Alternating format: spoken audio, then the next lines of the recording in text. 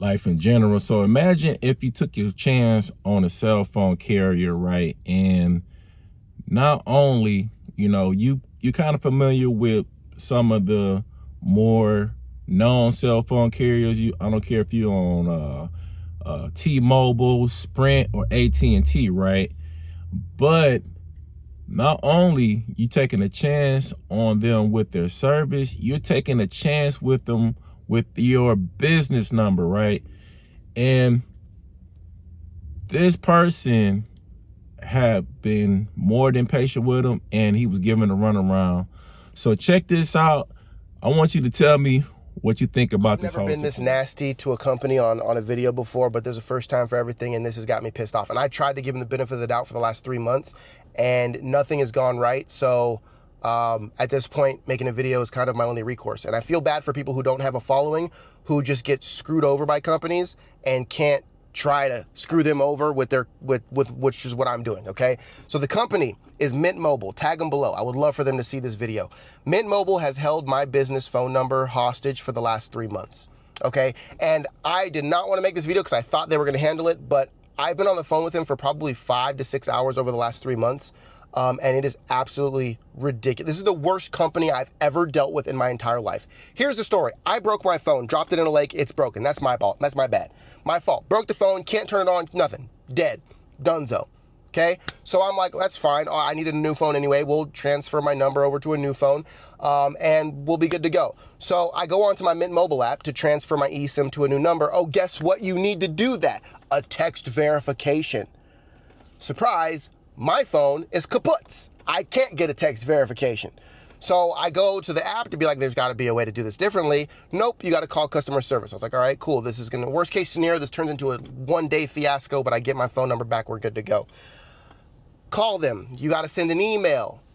And I'm like, cool, I have access to my email. I have access to the apps. I'm logged into my Mint Mobile account. Do whatever you got to do. I don't really care. They're like, okay, but when we send the email, you have to read us back the verification. I was like, cool.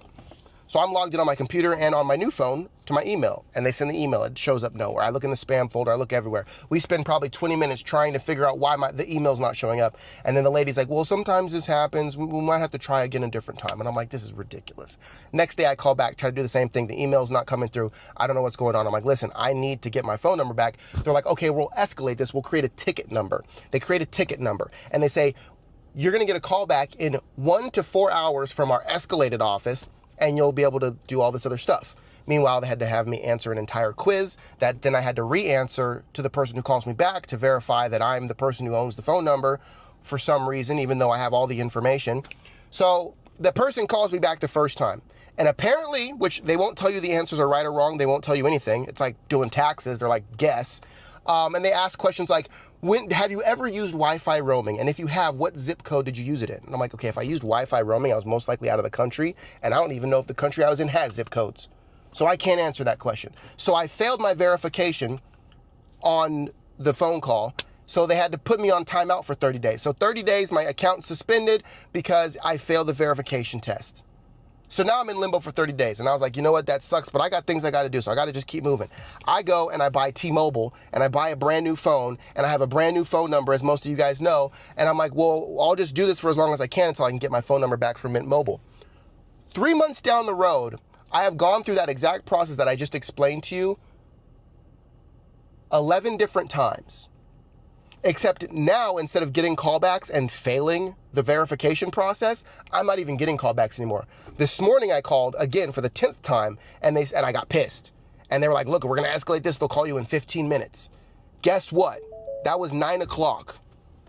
It's 11:51 right now. Not a single person called me back. So I called them back about 20 minutes ago, and then they were like, well, we'll have someone call you in 1 to 4 hours.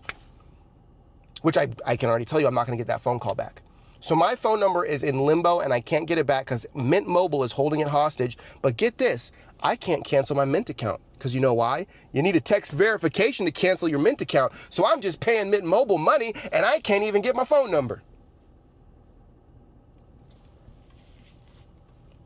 Ryan Gosling, or whoever it is that runs this company, you are garbage by association.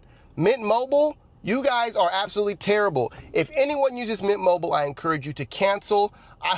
I'll pay your transfer fee. I'll pull a Verizon and be like, listen, we'll give you $50 to transfer away from Mint Mobile.